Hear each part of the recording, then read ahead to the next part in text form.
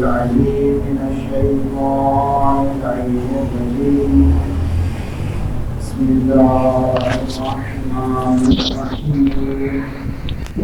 الحمد لله القائل قبل أن يكون كرسي أو أرض أو سماء أو أرض أو جان أو إنس لا يدرك بفهم ولا يقدر بفهم ولا يشغله سائل ولا ينقصه نائل ولا ينظر بعين ولا يحد بعين الذي ليس له ضد ولا ند ولا مثل ولا شبيه. ثم الصلاة والسلام على محمد سيدنا ونبينا ومولانا أبي القاسم المصطفى محمد اللهم صل على محمد وعلى آل بيته الطيبين الطاهرين المعصومين المظلومين لا سيما بقية الله في الأرضين ولعنة الله على أعدائهم أجمعين من يوم عداوتهم إلى قيام يوم الدين. أما بعد فقد قال الله تبارك وتعالى في كتابه المجيد بسم الله الرحمن الرحيم. وقال الذي اشتراه من مصر لامرأته أكرمي مثواه عسى أن ينفعنا أو نتخذه ولدا. صلو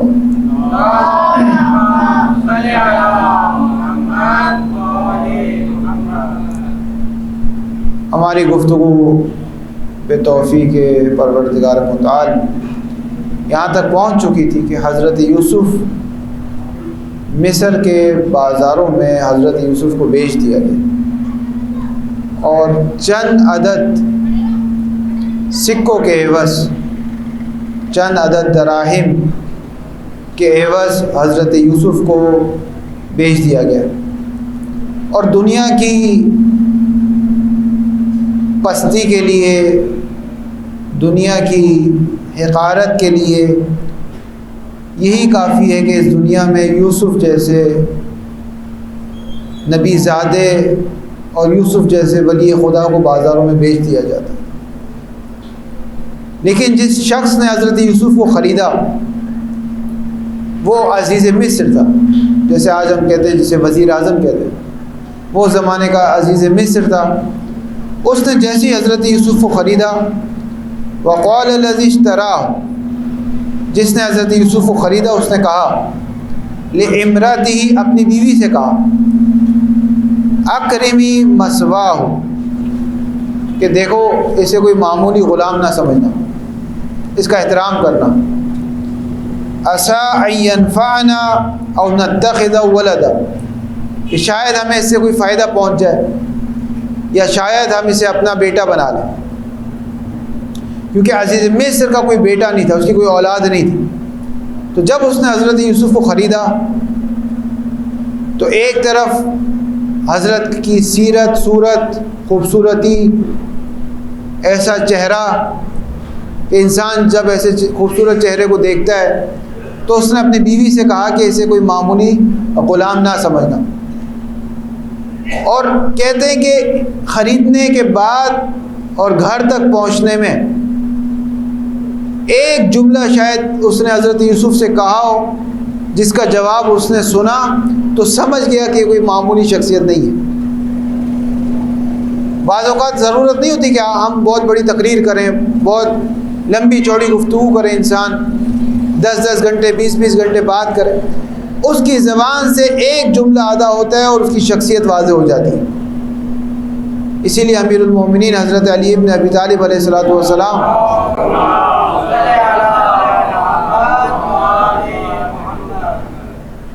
مولا فرماتے ہیں الانسان مخبوء تحت لسانہ، پورے کے پورا انسان اپنی زبان کے پیچھے چھپا ہوا ہے.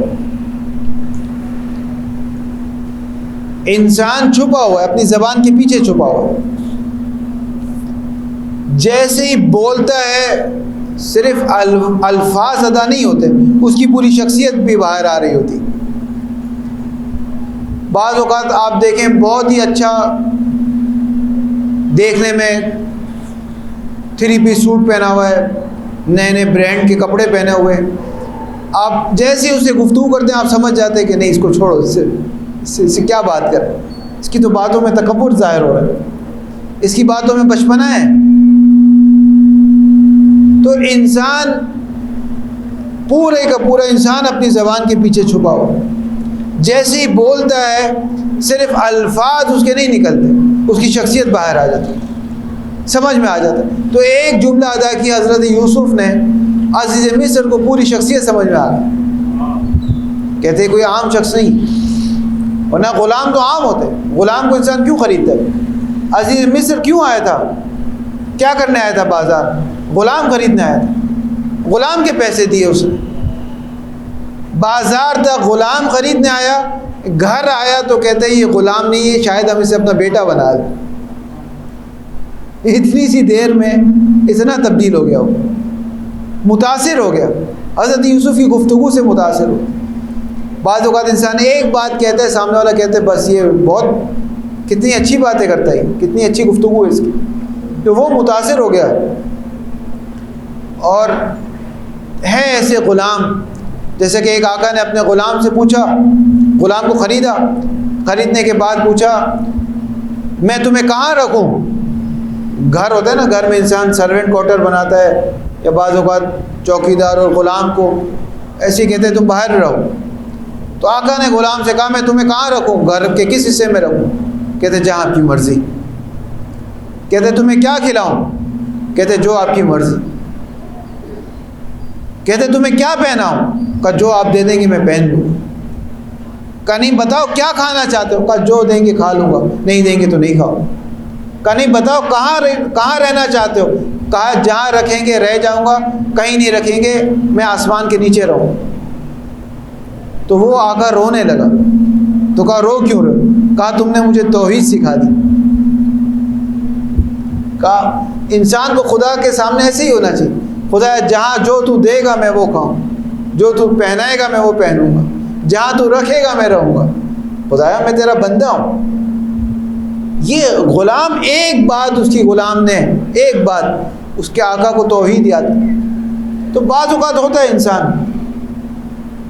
غلام پورا ایک چیپٹر رہا ہے، ایک مضمون رہا ہے۔ 7ویں امام موسیٰ کاظم علیہ السلام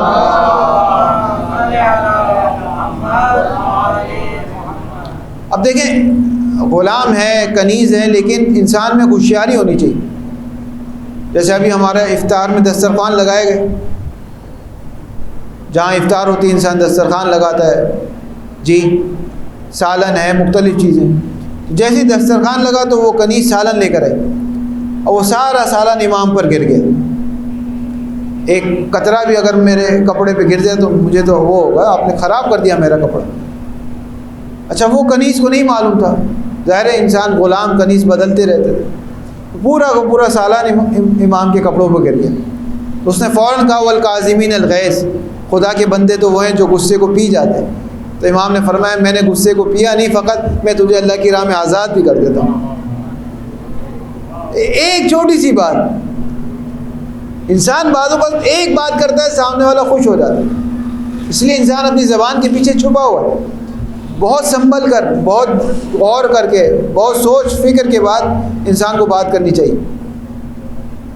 اور خود ائمہ نے غلاموں کی تربیت فرمائی ہے، یعنی یہ خود ائمہ کا کام رہا ہے، خصوصاً چوتھے امام زین العابدین علیہ السلام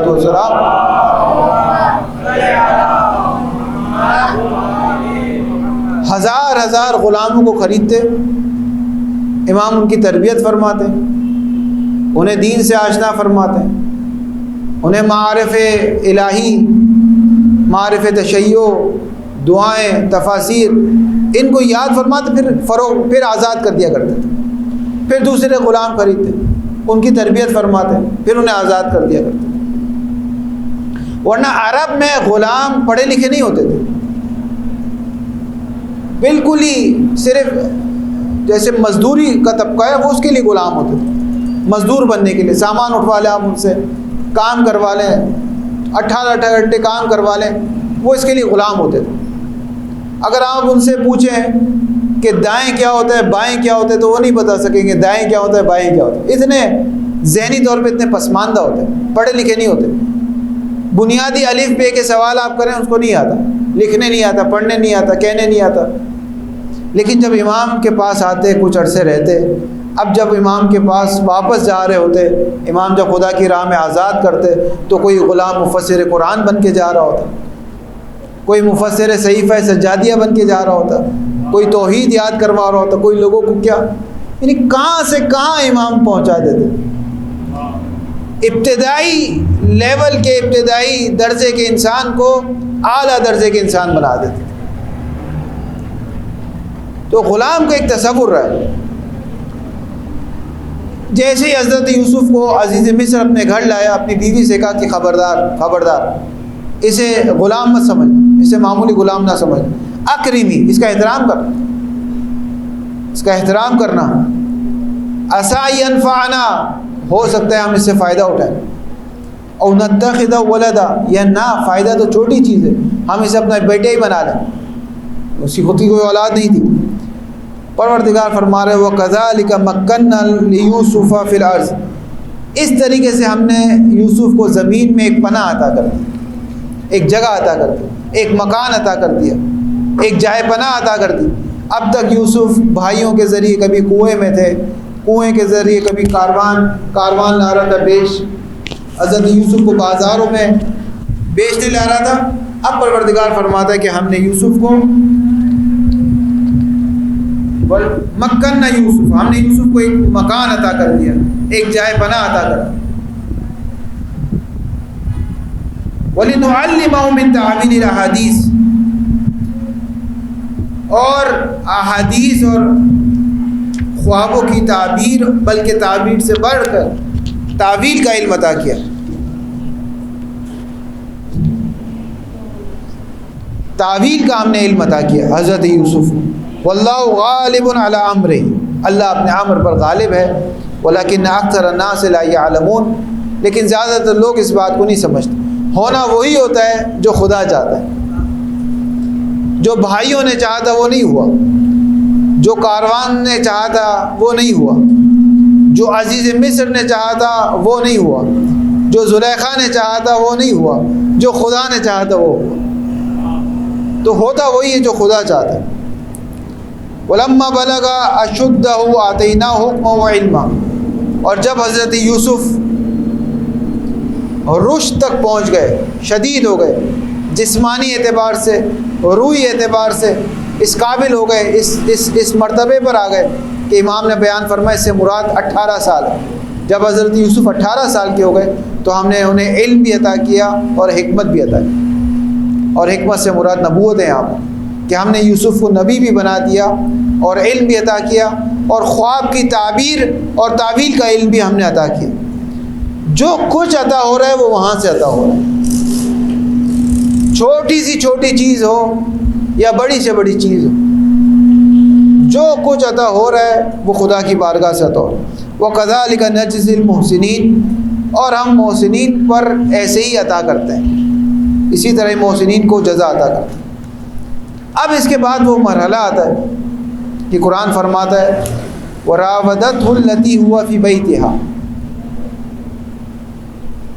اب جب یوسف 18 سال کے ہو گئے، ابھی تک بچپنا تھا، عزیز مصر کے یہاں تھے، اب 18 سال کے، کڑی الجوان، علم بھی آ گیا، حکمت نبوت بھی آ گئی۔ تو جب انسان جوان ہو جاتا ہے تو ایک اور خوبصورتی اس کے وجود میں آ جاتی ہے۔ اب قرآن بیان فرماتا ہے وہ مرحلہ آیا کہ عزیز مصر کی بیوی زلیخا نے غلط ارادے سے وراودته التي هو في بيتها عن نفسه، غلط ارادے سے یوسف کو اپنے اتاق تک، اپنی جگہ تک بلا لیا، وغلقت الابواب، اور دروازوں کو بند کر دیا، دروازوں کو بند کر دیا۔ غلقت الابواب عربی زبان میں مبالغے کے لیے آتا ہے،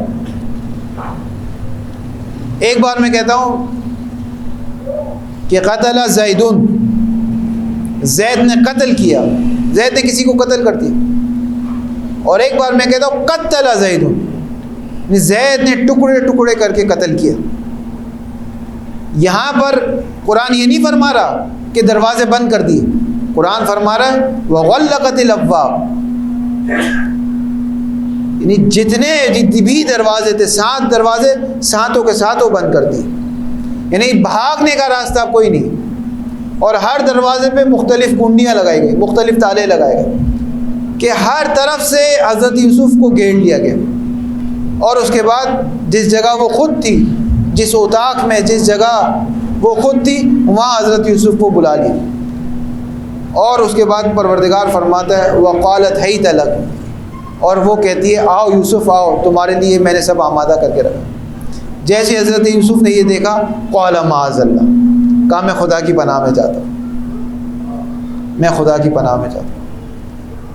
قرآن مجید میں 2 مقام پر یہ چیز آئی ہے، ایک حضرت یوسف کے مقام پر اور ایک بی بی مریم کے مقام پر، ایک بار مرد ہے ایک بار خاتون ہے، ایک بار حقیقی معنی میں حضرت یوسف کے مد مقابل زلیخا آ گئی اور گناہ کی دعوت دی، نہ صرف دعوت دی بلکہ گناہ کے سارے مقدمات آمادہ کر دی، سب کچھ آمادہ، کہا حیت لک، آؤ یوسف آؤ۔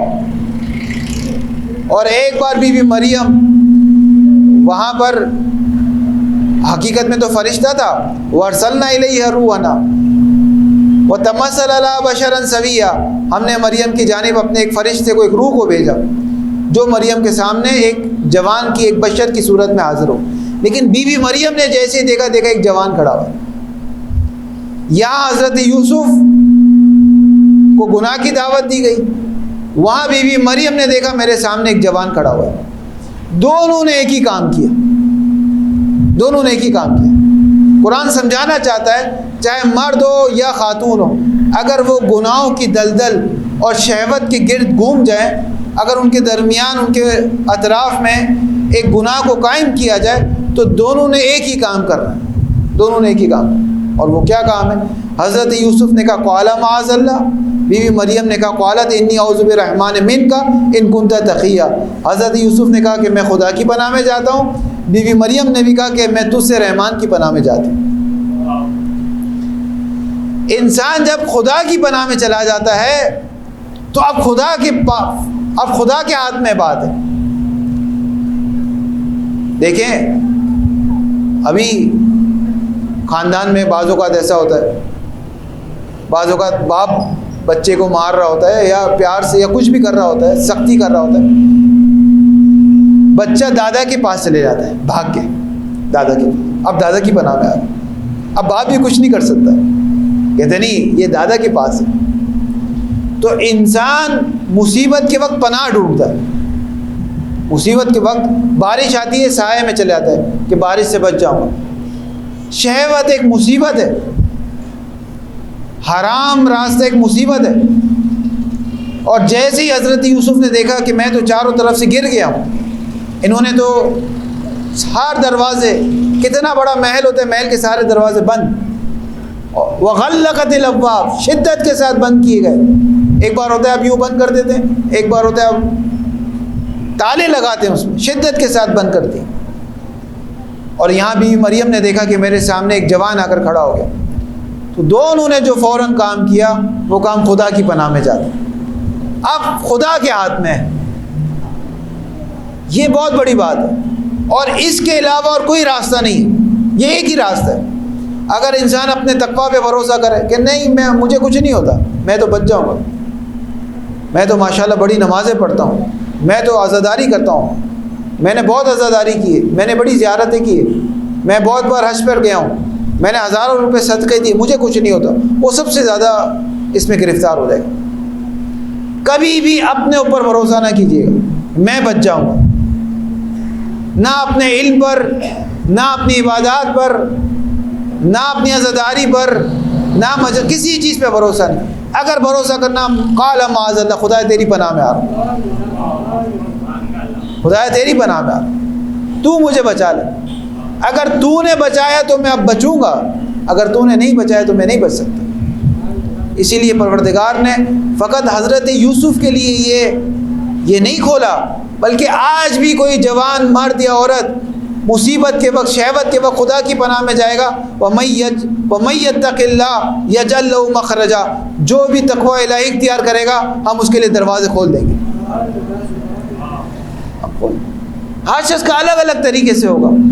حضرت یوسف کے لیے تالے کھل گئے، میرے بھی کوئی نہ کوئی دروازہ کھلے گا، ہم سب کا کھلے گا، لیکن کسی اور انداز سے کھلے گا، ضروری نہیں سب کا ایک ہی انداز سے کھلے۔ لیکن یہ نہیں ہو سکتا کہ یوسف خدا کی پناہ میں گئے اور بچ گئے اور میں خدا کی پناہ میں جاؤں نہ بچوں، یہ نہیں ہو سکتا، یہ نہیں ہو سکتا۔ خدا کی سنت وَلَن تَجِدَ لِسُنَّتِ اللَّهِ تَبْدِيلًا، اللہ کی سنت میں کوئی تبدیلی نہیں پاؤ گے تم، اس کی سنت سب کے لیے یکساں ہے۔ اور یہ قرآن ہمیں سکھاتا ہے کہ جب تم مصیبت میں گرفتار ہو، شہوت کی مصیبت، آج جوان خطرے میں، موبائل ہاتھ میں ہے، گھر میں کوئی نہیں ہے، آفس میں کوئی نہیں ہے، موبائل ہاتھ میں، ہر قسم کی گندگی اس کے اندر موجود ہے، ہر قسم کی غلاظت اس کے اندر موجود ہے، جہاں جہاں انسانی عقل تصور کر سکتی ہے وہ تمام غلاظتیں اس کے اندر موجود ہیں۔ ایسے میں وہ کیا کرے؟ سیرت یوسف یہ کہتی ہے اور سیرت مریم یہ بتاتی ہے کہ کچھ نہ کرے، خدا کی پناہ میں چلا جائے، اپنے آپ کو نکالے اس سے، کہیں میں اس سے نکلنا چاہتا ہوں، خدا میں اس سے بھاگنا چاہتا ہوں، میرے پاس راستے نہیں ہیں، دروازے بند ہو چکے ہیں، میں کیا کروں؟ میں تیری پناہ میں آتا ہوں۔ جب خدا کی پناہ میں جائیں گے خدا ایک ایک دروازے کو کھولتا رہے گا۔ درود پڑھیے گا محمد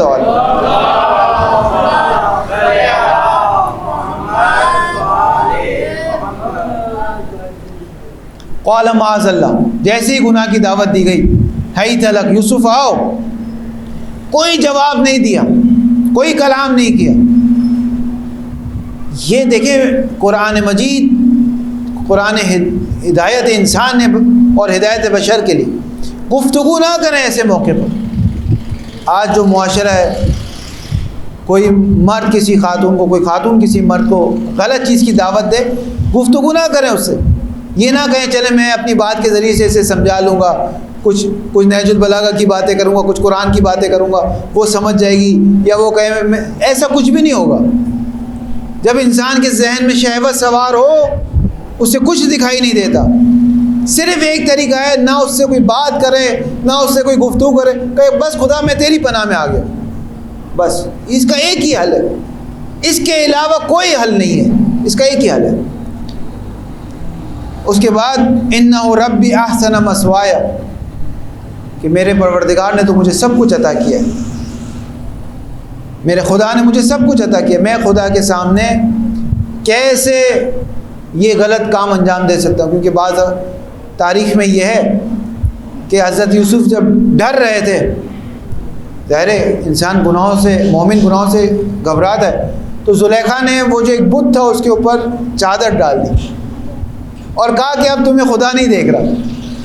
حضرت یوسف نے کہا یہ خدا تھا کب جو دیکھے، یہ تو بت تھا، خدا وہ ہے کہ کوئی بھی حجاب رکاوٹ نہیں بن سکتا، وہ سمیع بھی ہے، وہ بصیر بھی ہے، وہ علیم بھی ہے، وہ سب کچھ ہے۔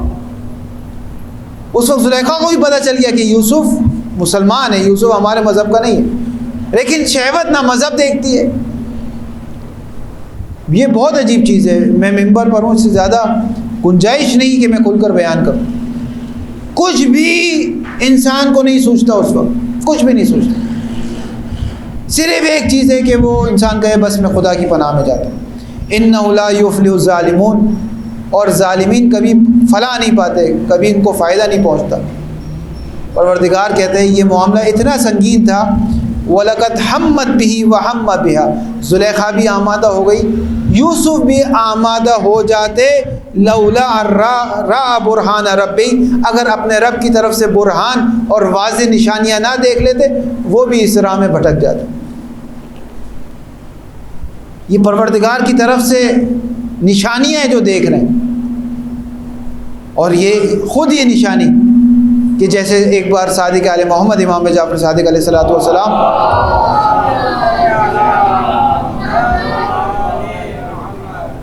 کسی نے سوال پوچھا مولا کیا آپ لوگ معصومین گناہ کر سکتے نہیں کر سکتے؟ انبیاء ہے، معصومین ہے، ائمہ ہے، امام ہے، آپ لوگ گناہ کر سکتے یا نہیں کر سکتے؟ تو امام نے فرمایا کہ جو تم نجاست کرتے ہو وہ کھا سکتے ہو یا نہیں کھا سکتے؟ سوچ کے بولتے ہیں ہمارے ذہن میں کبھی آئی نہیں یہ بات، وہ اتنی نجس ہے ہماری نگاہوں میں کہ ہمارے اگر انسان غور کرے تو طاقت تو ہے کھا سکتے، لیکن اتنی نجاست اس کی ہے، قباحت ہے کہ ہم تو فوراً پانی ڈال کے اس کو جدا کرتے ہیں۔ ہمارے ذہن میں کبھی آئی نہیں یہ بات۔ امام یہ فرماتے ہیں ہمارے ذہن میں کبھی یہ بات آئی نہیں کہ ہم گناہ کریں۔ ہمارے ذہن میں بھی جس طرح انسان کے بدن کی نجاست، فضلہ نجاست، اس کی بو، اس سے کراہت، اس سے قباحت تم لوگوں کے لیے ہے، اس طرح جتنے بھی گناہ ہیں ہماری نگاہ میں اس سے زیادہ نجس ہے، تو ہمارے ذہنوں میں بھی نہیں آتی یہ بات۔ تو حضرت یوسف کے ذہن میں بھی یہ بات نہیں ہے، اسی لیے قرآن نے کہا وَحَمَّتْ بِهِ وَحَمَّ بِهَا، زلیخا بھی آمادہ ہو گئی، یوسف بھی آمادہ ہو جاتے، ہوئے نہیں، ہو جاتے اگر ہماری نشانیوں کو نہ دیکھتے، لیکن یوسف پہلے ہی ہماری نشانیوں کو دیکھ چکے۔ یہ بیان کرتا ہے کہ انبیاء گناہ کی طاقت رکھتے ہوئے گناہ نہیں کرتے، ان کے لیے گناہ نجس ہے، ان کے لیے گناہوں میں قباحت اتنی ہے کہ وہ گناہ نہیں کرتے۔ اسی لیے قرآن نے فرمایا کہ یوسف بھی آمادہ ہو جاتے، اور یہ بتاتے کہ شہوت کتنی سنگین ہے۔ حتی شیطان، حالانکہ اسے معلوم ہے کہ انبیاء میری بات نہیں مانیں گے، میرا بس نہیں چلے گا، لیکن پھر بھی وہ اپنا کام ہر جگہ کرتا ہے۔ وَلَقَدْ هَمَّتْ بِهِ وَهَمَّ بِهَا لَوْلَا رَأَىٰ بُرْهَانَ رَبِّهِ كَذَٰلِكَ لِنَصْرِفَ عَنْهُ السُّوءَ وَالْفَحْشَاءَ، اسی طرح ہم نے یوسف سے برائی اور فحشا کو دور کر دی۔ إِنَّهُ مِنْ عِبَادِنَا الْمُخْلَصِينَ، یوسف تو ہمارے مخلص بندوں میں سے تھے، خالص بندوں میں سے تھے۔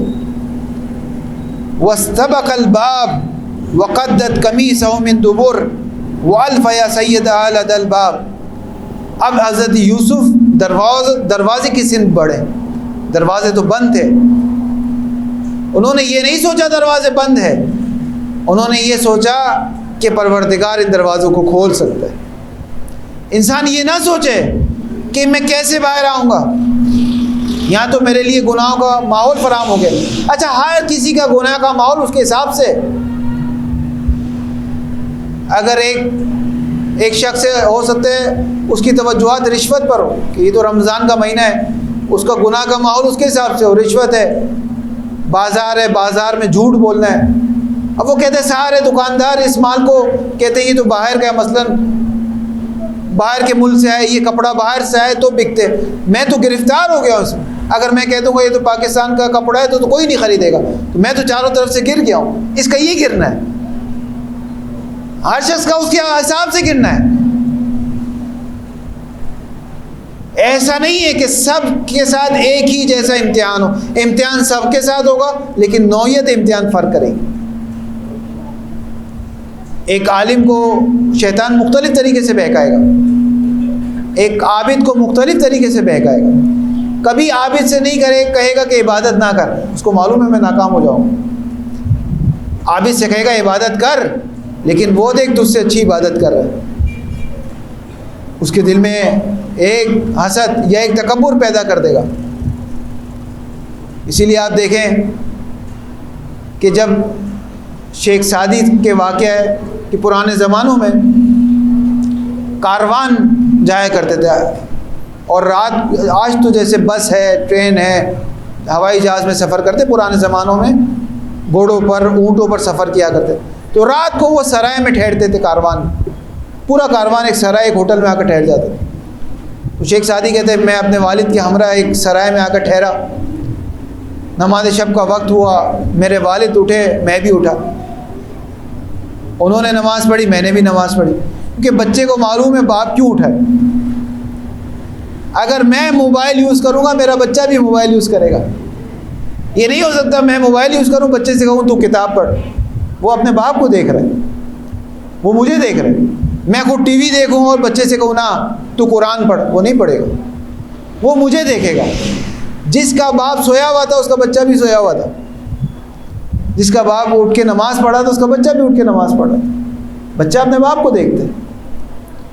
شیخ سعدی کہتے ہیں میں اٹھا، میں نے دیکھا میرے والد نے وضو کیا، میں سمجھ گیا کہ ابھی تو نماز شب کا وقت ہے. میں نے بھی وضو کیا، انہوں نے نماز پڑھی، میں نے بھی ان کے پیچھے نماز پڑھی.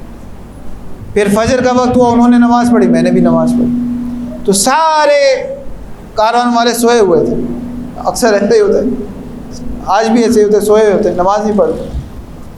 تو نماز پڑھنے کے بعد میں نے اپنے والد سے کہا دیکھیں ان کو دیکھیں، یہ سب سوئے ہوئے ہیں، شرم نہیں آتی انہیں، نماز کا وقت ہو گیا، دیکھیں سب سوئے ہوئے. تو میرے والد نے کہا کاش تم بھی سوئے رہتے لیکن یہ بات نہ کرتے. یہ چیز بتا رہی ہے تمہارے اندر ایک تکبر آ گیا. تو عابد کے اندر تکبر آ جاتا ہے، وہ تھوڑی عبادت کرتا ہے سب کو حقارت سے دیکھتا ہے، دیکھو میں تو نماز پڑھ رہا ہوں، یہ کیا کر رہے ہیں، یہ لوگ سو رہے ہیں، یہ لوگ بازاروں میں گھوم رہے ہیں. اس کا امتحان وہ شیطان اس کو وہاں پھنسا دیتا ہے. عارف کو عرفان میں پھنسا دیتا ہے، فلسفی کو عقلی بحثوں میں پھنسا دیتا ہے، عابد کو عبادت میں پھنسا دیتا ہے، جوان کو شہوتوں میں پھنسا دیتا ہے، ایک خطیب کو خطابت میں پھنسا دے گا، کہے گا دیکھو تم سے پہلے جو آیا تھا وہ تو اس کی خطابت اچھی نہیں تھی تمہاری. ہر شخص کو اس کے اندر پھنساتا ہے وہ. اسی لیے کہتے ہیں ایک عالم تھے، انہوں نے بہت اچھی علمی کتاب لکھی. اب جو بھی کتاب لکھتے ہیں کتاب پر اپنا نام لکھتے ہیں یا نہیں لکھتا؟ جی کتاب پر اپنا نام لکھتا ہے. تو کتاب لکھنے کے بعد وہ اپنا نام لکھ رہے تھے. تو ان کے استاد نے ان سے کہا کہ کتاب پر اپنا نام مت لکھو. کہا کیوں نہ لکھوں، کتاب میں نے لکھی ہے، میرا ہی نام آئے گا، کسی اور کا تو نہیں آئے گا. کہا کتاب تو تم نے لکھی ہے لیکن شیطان انتظار کر رہا تھا کہ تم پوری کتاب لکھو اور جب اپنا نام لکھنے لگو تو تمہارے دل میں ایک بیج بو دے، دیکھو میں نے کتنی اچھی کتاب لکھی. تو اگر شیطان کے دام سے نکلنا چاہتے ہو، اس کے چنگل سے آزاد ہونا چاہتے ہو تو اس کتاب پر اپنا نام نہ لکھو. تمہیں تو یہ ہے نا کہ لوگ کتاب پڑھ لیں، اب تمہارے نام سے جائے میرے نام سے جائے، سے کیا فرق پڑتا. تو اس نے اپنا نام نہیں لکھا، کتاب کو ایسی مارکیٹ میں بھیج دی. ایک دوسرا عالم تھا، اس نے بھی کتاب لکھی اور کہتا ہے میں اپنا نام نہیں لکھوں گا اس کتاب پر. اسی شخص نے اس سے کہا کہ اپنا نام لکھ. کہا کیوں؟ کہا شیطان تجھے اس لیے گمراہ کرے گا، دیکھ میں نے پوری کتاب لکھی لیکن اپنا نام نہیں لکھوں گا اس کتاب. اس کو الگ طریقے سے گمراہ کیا. کہا نہیں اپنا نام لکھ، اپنا نام لکھ تاکہ شیطان کے دام سے آزاد ہو جائے. تو ہر کسی کو الگ انداز میں گمراہ کرے گا. اس کو نام لکھوا کر گمراہ کر رہا تھا، اس کو نام نہ لکھوا کر گمراہ. تو جو بھی جہاں پھنسا ہوا ہے وہ دیکھے کہ وہ کہاں پھنسا ہوا ہے، وہاں سے نکلنے کی کوشش کر، وہاں سے وہ نکل جائے گا. تو جس طرح پروردگار نے اجر عطا کی ہے اس طرح اس شخص کو بھی اجر ہوتا. خود قم المقدس میں ہم وہاں موجود تھے، تو بھی معصوم قم کے حرم میں ایک مولانا مجلس پڑھے تھے آغا رفیع صاحب، اور انہوں نے ایک قبر کی طرف اشارہ کیا. کہا یہ قبر ہے. اس بات کو زیادہ سال نہیں ہوئے، 60-70 سال ہوئے، بہت زیادہ عرصہ نہیں ہوا اس بات. یعنی یہ قبر بہت پرانی قبر نہیں ہے، ابھی کی قبر ہے، 70 سال پرانی، 60 سال پرانی. کہا یہ وہ شخص ہے جس کو خواب کی تعبیر کا علم آتا تھا. قم میں مشہور تھا یہ. ایک شخص نے آ کے اس کو اپنا خواب سنایا تو اس نے کہا نہیں یہ تمہارا خواب نہیں، تمہاری بیوی نے خواب دیکھا. اصل میں خواب کی تعبیر بیوی کی پوچھنی تھی، لیکن اب یہ تو نہیں کہہ سکتا میری بیوی نے دیکھا. کہا میں نے یہ خواب دیکھا. کہا تم نے نہیں دیکھا، تمہاری بیوی نے دیکھا. کہا یہ کیسے پتہ چلا آپ کو، یہ کیسے پتہ چلا؟ تو اس نے کہا اللہ نے مجھے علم عطا کیا، اللہ نے مجھے علم عطا کیا، میں خواب کی تعبیر کا علم جانتا ہوں. کہا خدا نے آپ کو علم کیوں عطا کیا؟ کہا دیکھو ابھی آپ انشاءاللہ پروردگار ہم سب کو توفیق عطا فرمائے، زیارات کی اور مقامات مقدسہ کی توفیق عطا فرمائے، قم اور مشہد اور نجف اور قازمین اور سامرہ اور کربلا اور مدینے کی توفیق عطا فرمائے، اپنے گھر کی زیارت کا شرف عطا کر. تو قم میں آپ دیکھیں گے کہ حرم کے برابر میں مدرسہ فیضیہ ہے، اس کو آیت اللہ حائرین ہے. حائری کہتے ہیں حائر الحسینی، جو کربلا سے مائگریٹ ہو کر قم آیا اس خاندان کو حائری کہتے ہیں. انہوں نے ان کی بنیاد رکھی، اس کے بعد آیت اللہ بروجردی اور اس کے بعد امام خمینی وہاں آئے. تو وہ کہتے ہیں میں بھی اس مدرسے میں پڑھتا تھا. تو رات کو اب جو ایران گئے ہیں عراق گئے ہیں وہ جانتے ہیں سردیاں وہاں کی بہت خطرناک ہیں، بہت زیادہ سردیاں پڑتی ہیں۔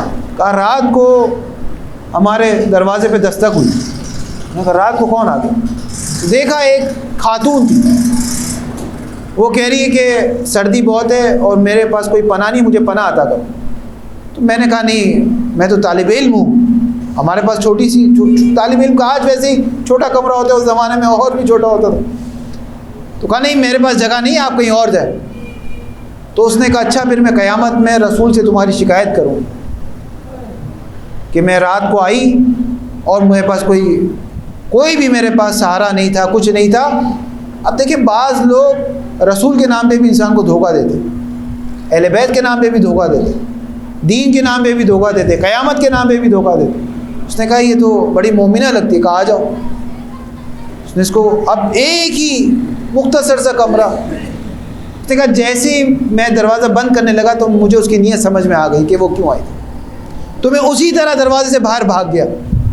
اب جب باہر تو نکل گیا، لیکن باہر نکلنے کے بعد خیال ہے تو سردی بہت ہے، تو بہت سردی ہے، میں تو انسان نے تو ایسے کپڑے نہیں پہنے ہوتے، یہ تو فوراً دروازے سے باہر چلا گیا۔ اب باہر بہت سردی ہے، اب میں کیا کروں؟ اب کمبل وغیرہ لینے گھر میں جاؤں تو ہو سکتا ہے پھر واپس نہ ہوں، شیطان ہے انسان کو کبھی بھی گمراہ کر دے۔ تو کہا میں اسی سردی کی رات پوری رات وہیں گزاری، صبح تک میں بیمار ہو گیا۔ لیکن جب سورج طلوع ہوا میں اپنے دروازے میں داخل ہو رہا تھا تو خدا نے مجھے وہی علم عطا کیا جو حضرت یوسف کو عطا کیا تھا۔ کہا حضرت یوسف کے بعد چوتھا بندہ میں ہوں جس کو یہ علم عطا ہوا ہے۔ تو ایسا نہیں ہے کہ پروردگار کے یہاں بخل نہیں ہے، جو بھی جوان اپنی پاک دامنی کو اپنے حفاظت کرے گا، اپنی عفت کو اپنی حیا کو بچائے گا، پروردگار اسے علم عطا کرے گا۔ خصوصاً اس مورد میں اگر کوئی بچائے گا وہ بہت آگے جائے گا، بہت آگے جائے گا۔ اِنَّهُ مِنْ عِبَادِنَا الْمُخْلَصِينَ، یوسف ہمارے مخلص بندوں میں سے تھے۔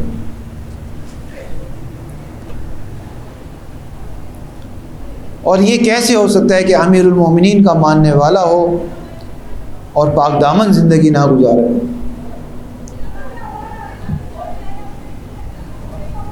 امیر المومنین کہ یوسف جس حد تک بھی حیا رکھتے ہو، پاک دامنی رکھتے ہو، معصوم ہو، بالآخر امیر المومنین فخر ہے ان کا۔ اور شیخ صدوق نے ایک روایت بیان کی جس میں وہ کہتے ہیں کہ امام حسن جب غسل دے رہے تھے امیر المومنین کو تو جسم پر نشانات تھے، جنگ میں جو ضربیں لگی ہے نا، جنگ معجزوں سے نہیں ہوئی ہے، جنگ میں امیر المومنین کو ضربیں لگی۔ تو امام حسن نے پہلی بار دیکھا کہ میرے بابا کو اتنی ضربیں لگی ہیں جنگ میں۔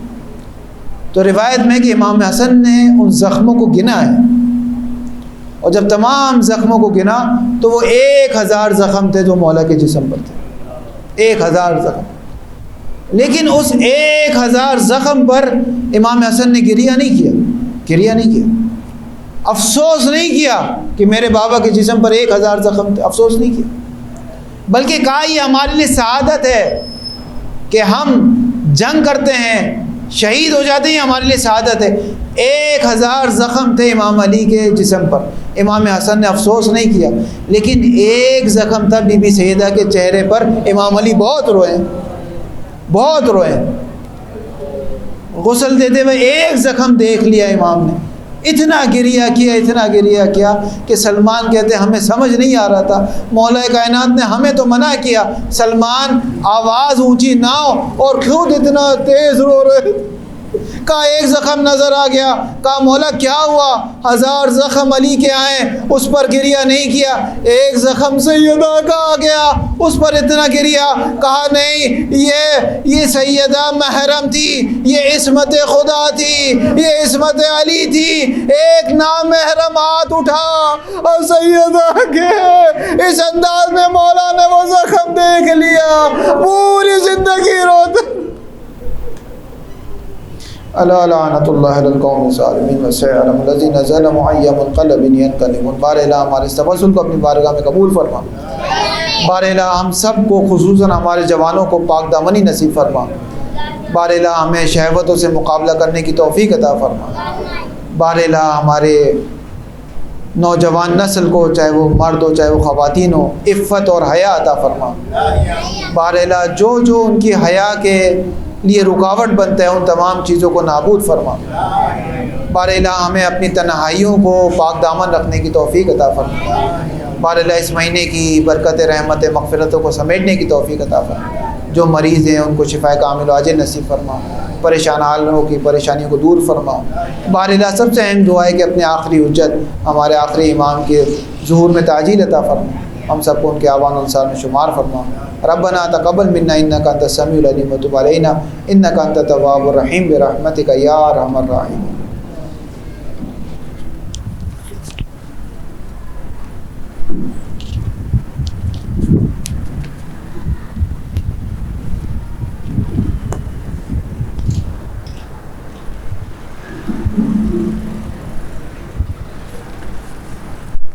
بر محمد و آل محمد صلوات۔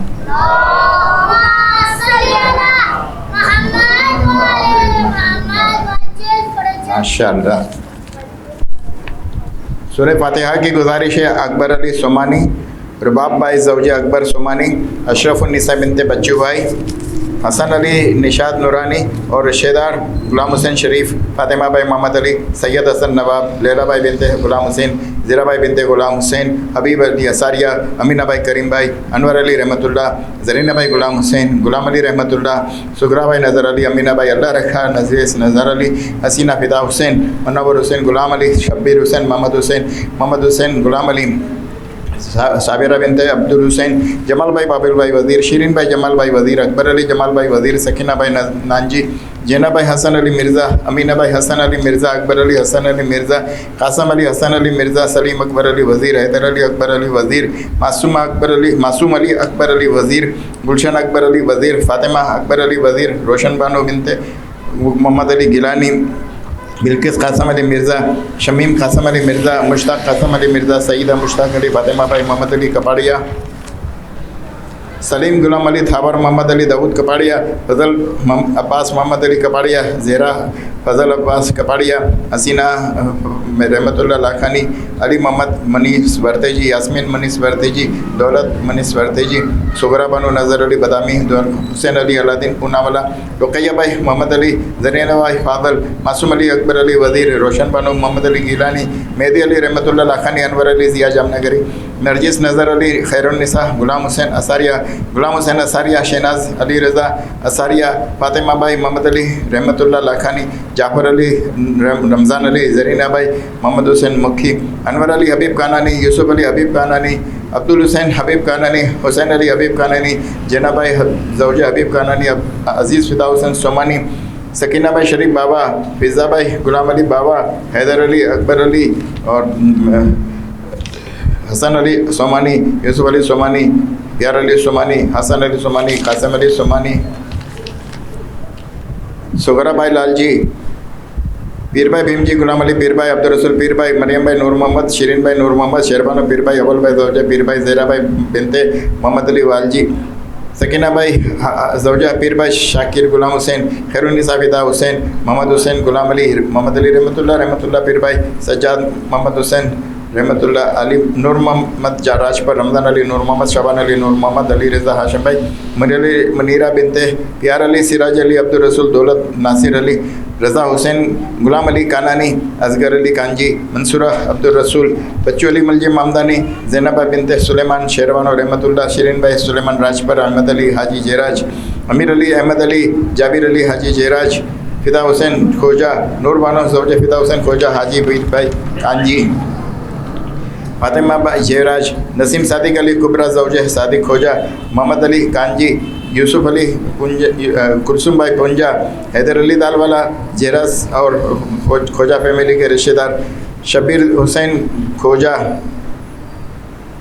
مرضیہ بنت نظر علی، بہادر علی سومانی، یوسف علی کھوجا، سکون بھائی یوسف علی، افضل لدانی، یاسمین بنت یوسف علی، نور النساء بنت جیون خادم حسین کھوجا علی اصغر کھوجا عمیر بن سوجا مریم بھائی شفیق ایڈن کریم بھائی فاضل فاطمہ بھائی علی بھائی محمد نذیر جامنگری علی حسین کریم بھائی حسن علی مہر علی غلام علی حسن علی ریاض حسین حسن علی معصومہ بنت حسن علی لیاقت حسین حسن علی گلبانو اور حمانی فیملی کے رشتہ دار حاجی علی وزیر علی ابراہیم میوا والا اور ان کے رشتہ دار یوسف علی مولوی والا اور ان کے رشتہ دار محمد رضا مولوی والا اور شہدائے ملت نور محمد افریقہ والا کلثوم بھائی بنت جعفر ریضان علی امیر علی محمد حسین افریقہ والا حیدر علی حبیب قاسم علی منوری نور محمد کرم علی سکینہ بھائی حسن علی زبار حسین نور محمد برکت علی نور محمد نثار علی نور محمد گلشن اکبر علی انصار روشن علی دلاور حسین روشن علی گلبانو بنت نور محمد